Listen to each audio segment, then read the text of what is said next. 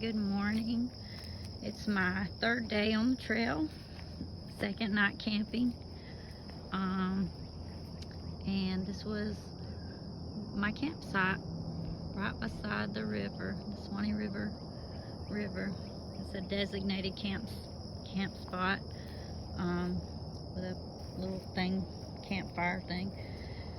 And I've already started packing up. It's actually 9 o'clock in the morning, so I'm running late. Well, if you're on a time schedule, but I'm not. All I've got to do now is take down my tent, put a few more things in my backpack, and get back on trail. And this is the trail I'll be heading down this morning. I just came from that direction. It's been a lot of fun.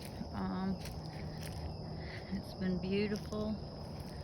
It rained a little bit last night, but not very heavy. I think it's supposed to rain about 50% today, so I'm debating on whether to put my rain gear on my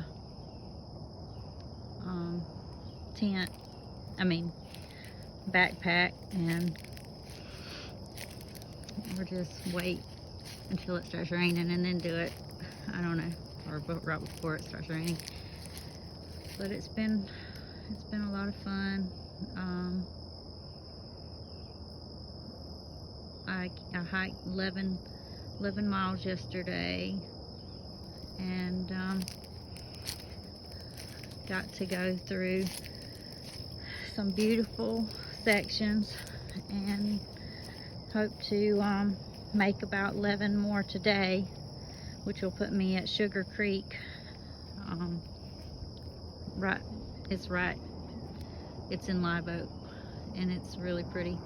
That across the river is actually, I don't know if you can see the dock, but it's Woods Ferry. It's a kayak camp or waterway camp for the Suwannee waterway, or the Suwannee Trail, water trail. And that's something I would love to do. But anyway, hope to be at Holton Creek tomorrow night. And slept pretty good last night. Woke up at 4 this morning. Took naps off and on until about 7 before I finally got up and made breakfast and had some coffee and got my stuff together. So I will talk to you later. This is again April 26th at 9 o'clock in the morning, and I'm on mile of my trail 20.5. But the reason I did more miles, and that you tend to do more miles than what's on the trail if you go off on any little extra adventures. But yesterday I went and resupplied at Dollar General because I had to go right through White Springs, and then I ate at the restaurant. And once I got past Stephen Foster and White Springs, it put me with no contact with any towns or roads until I get to Live Oak, and I'll go past Suwannee River Jam, which I don't plan to stop at, but I have heard they have a restaurant. But that would put me at day 2 of just eating trail food. And trail food's okay, but it's not home cooked food. Anyway, all right, I'll talk to you later. This is what the trail looks like this morning. I left camp. I finished setting up taking down my campsite and packing up, and started hiking at 9:30 this morning. It's like 60 degrees, and normally 60 degrees would be chilly to me, but when you're hiking, it's not. It's perfect. So I actually have on shorts and a sleeveless shirt. because you just get so hot carrying extra weight, which thank the Lord, my backpack is a lot lighter this morning. Well, first of all, I need to get some water, and I'm hoping there's a good water source up ahead, so because I've gotten some of the river water for cleaning and stuff, but I haven't drank it yet, the Phantom water. But if I can't find a spring, then that's what I'll end up having to drink, which I have the filter, so should be okay. But I was thinking this morning about how I had said in a previously that Jesus, being covered under the blood of Jesus, is what gives me the courage to do this and not be afraid. And I was thinking, as I was doing my devotional this morning, it was talking about Jesus being the chief cornerstone, and many rejected him. And I was thinking that how there's times in my life that I reject him, that I think that I can do things in my own strength, or maybe I didn't depend on him, I depended on someone else. And for me, I believe most of my life, I think that other person that I depended on was my mom and my husband. And this morning, last night, I dreamed about my mom, and I dreamed that she was back, and I was so relieved because I didn't have to. There were things I felt like that weren't finished, as far as decisions that should have been made and things like that, and it was like a relief to me because I felt like Mom could make those decisions and I didn't have to. And as I was doing my devotion, I realized this morning that that was one of those things where I wasn't trusting God to help me do things, make decisions about things that I don't know. And so I don't know if this makes a difference, but so I would ask the Lord to forgive me, of course, and ask him to be my strength and to help me make a lot of these decisions that I'm in the process of trying to make at this time. And I thought that's another way. That's one of the reasons, though, I started being able to go on these hikes and everything after COVID happened, and I realized that people die sitting in their homes. There was no reason to fear, to not let fear rule my life, because fear is a liar and fear is bondage.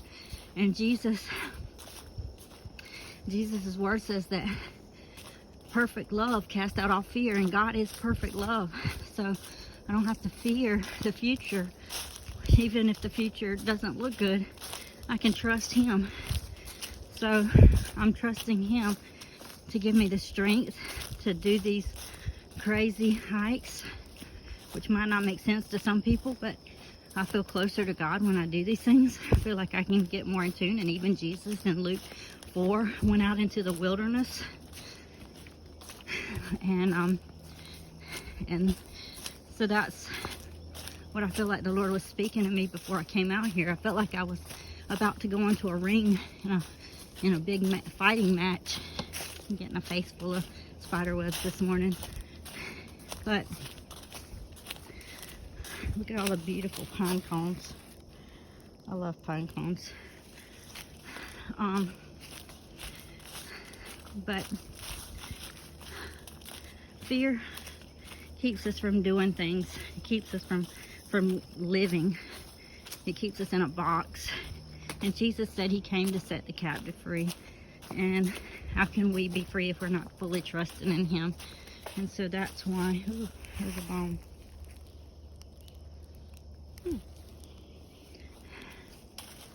So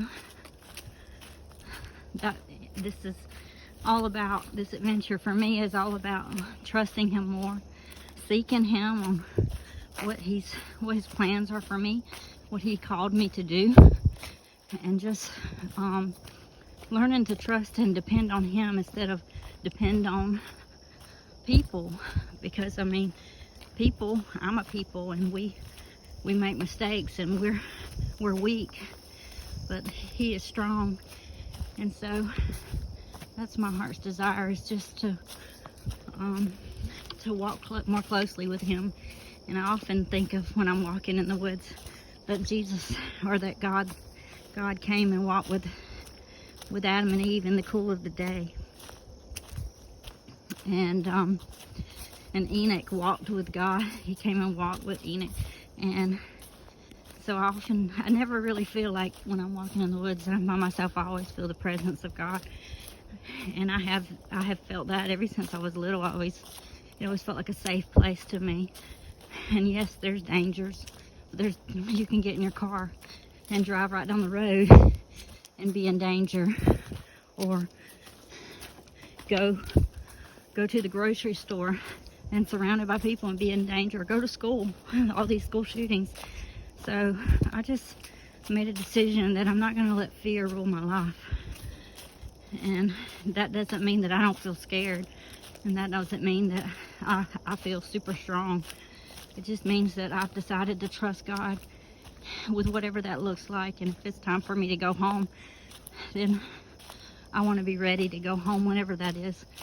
I mean, the Lord could come back today, or I could leave this earth today. But I want to know that in Revelations 12:11, or is it? I believe it's 12:11.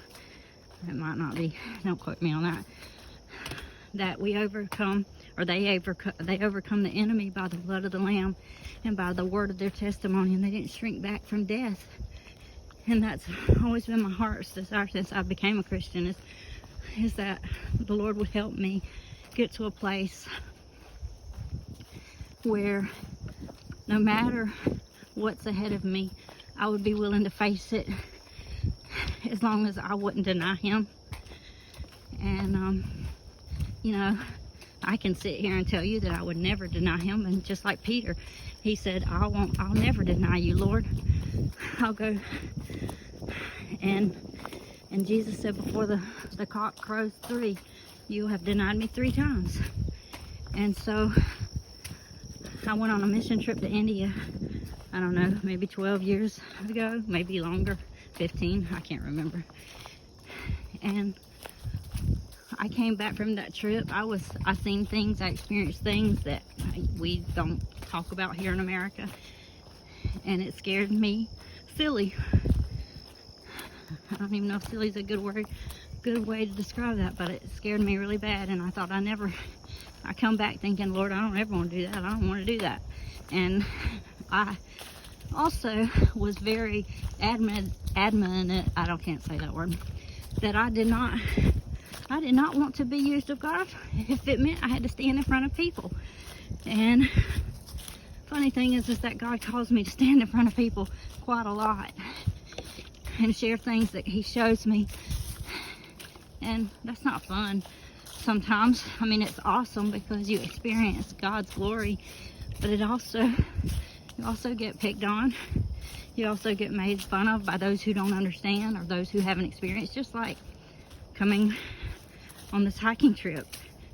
Those who don't understand, they will say, well, why would you do that? Or why, I don't understand, why, aren't you scared? Well, there's just some benefits to things that are far beyond the fear. Just we can let fear be our prison cell and never do the things that we believe God's called us to do. Or we can step out on faith and expect that even though we might not see that step there, that He's gonna meet us, He's gonna be there. And He's gonna pick up our slack, He's gonna pick up our failures. He's gonna be able to help us, even though we might make a mess of things sometimes, because we are human and we're learning to walk with God. So anyway, that's just my thoughts for this morning. Wanted to share some of this trail with you and some these things I had on my mind, and I'll talk to you later.